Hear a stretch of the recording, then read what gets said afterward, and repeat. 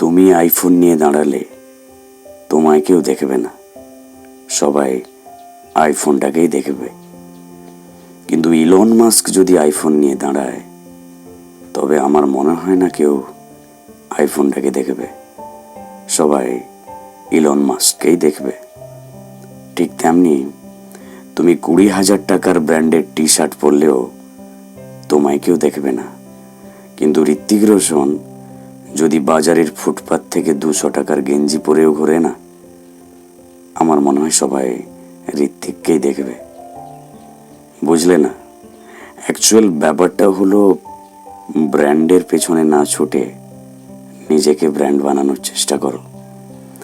গাদাগুচ্ছের টাকা খরচা করে শো অফ করে কোনো কিছু পাওয়া যায় না বস।